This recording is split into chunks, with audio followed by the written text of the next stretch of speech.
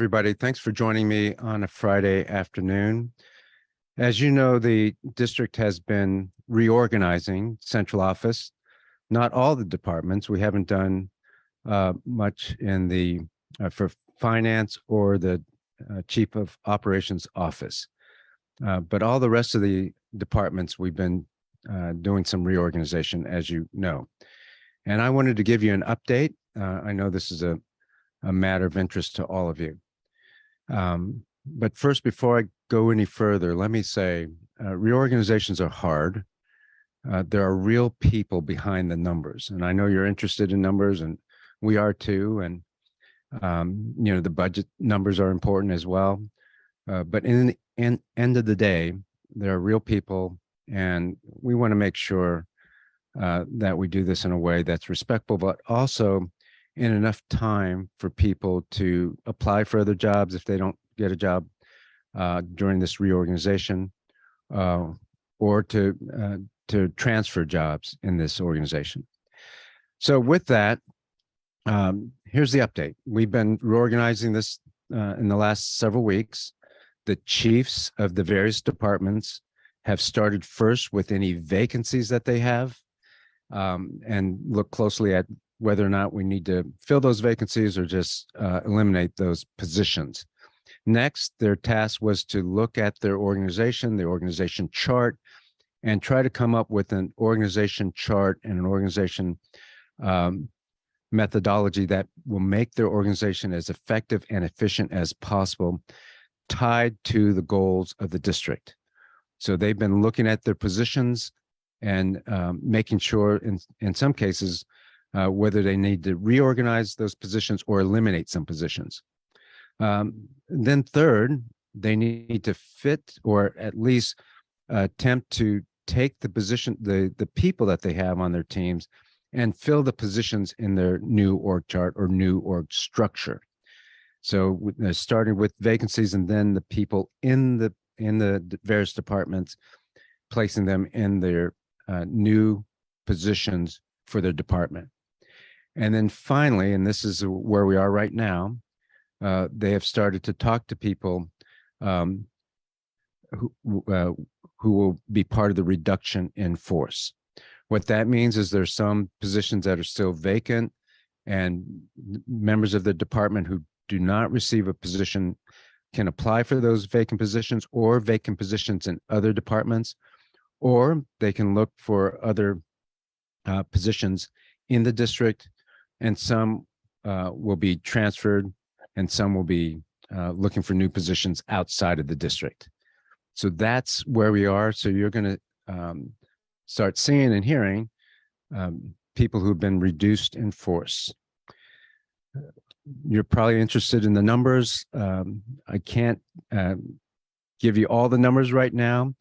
We're looking for July 17th date where most of this will be finished.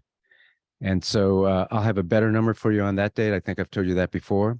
In the meantime, I can tell you that in HR, we'll be reducing the number of people in HR by about 40. And then we'll be reducing the number of people in the chief academic office by between 500 and 600 positions. That's what I know today.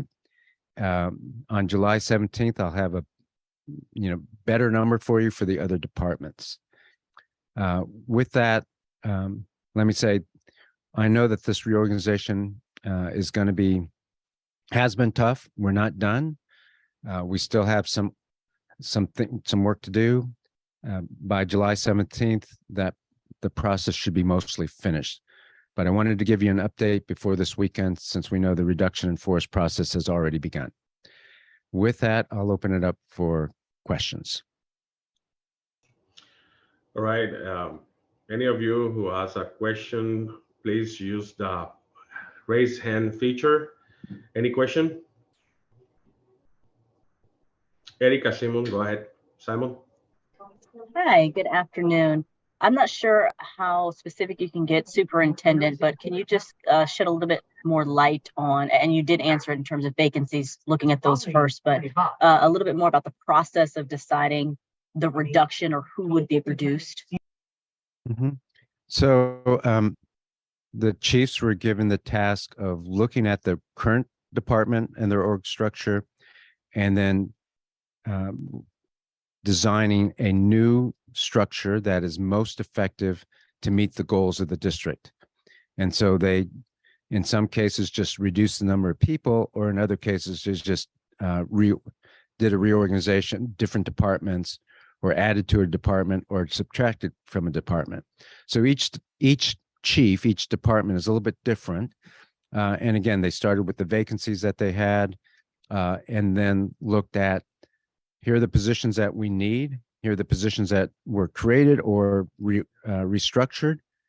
They took the people that are existing in the organization today and try to fit the people into the new positions. That's how that process worked. All right, Sam Kelly, go ahead.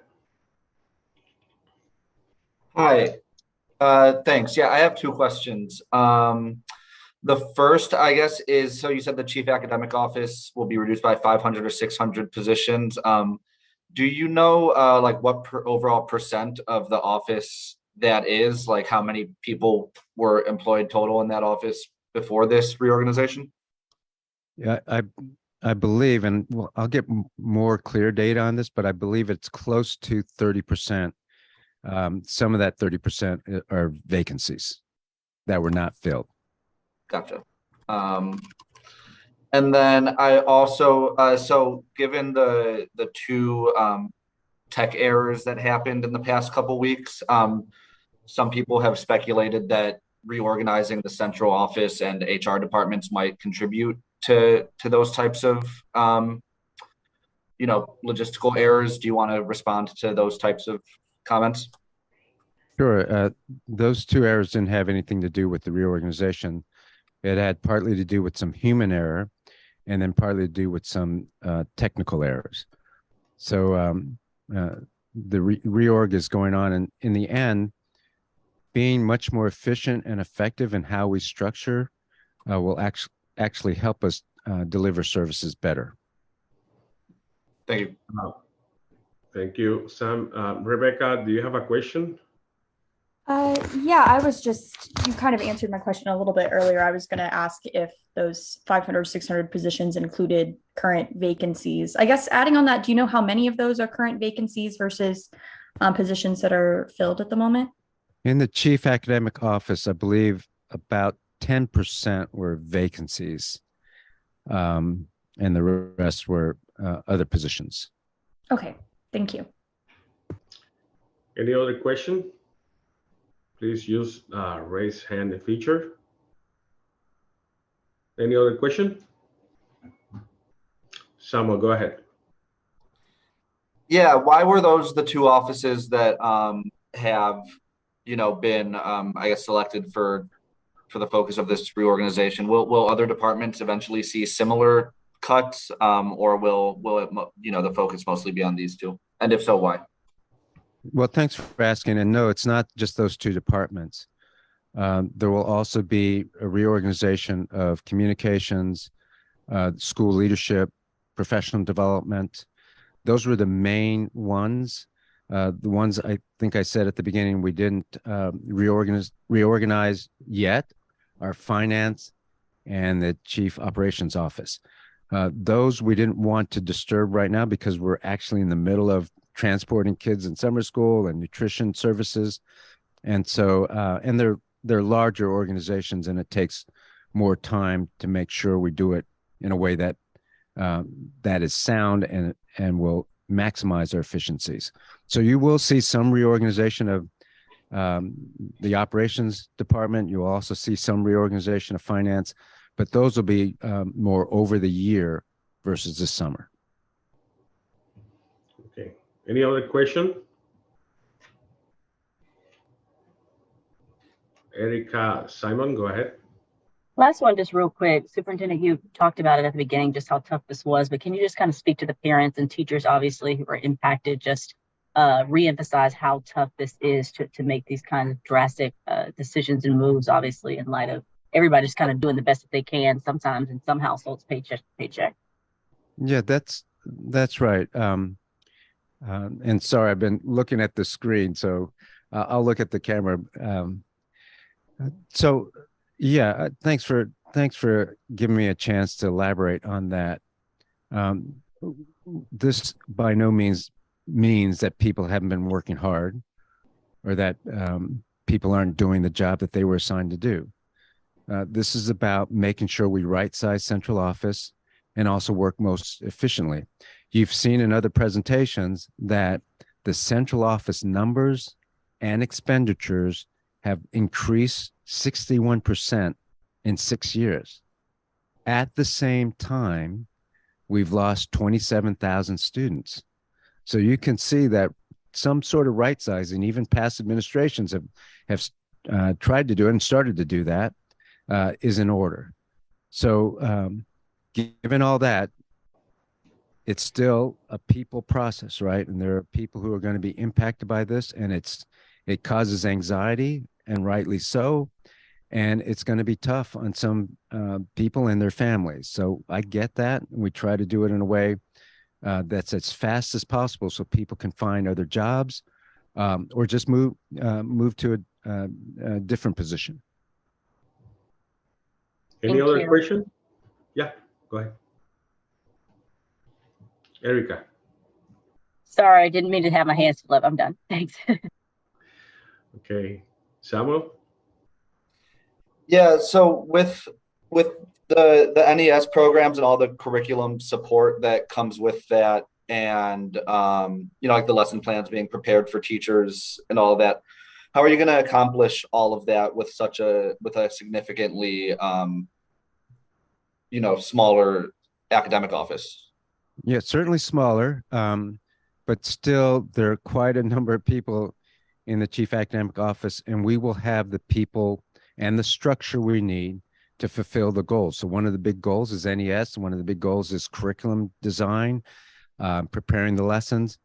And so the chief academic officer, Kristen Hole, has developed an org chart and a structure that will accomplish the goals of the district. So we'll be able to do it with the people that we have. And do you know any like specific, I guess, like sections within the academic office that are seeing these cuts, or is it across the board? It's generally across the board. I don't have specific numbers on each section.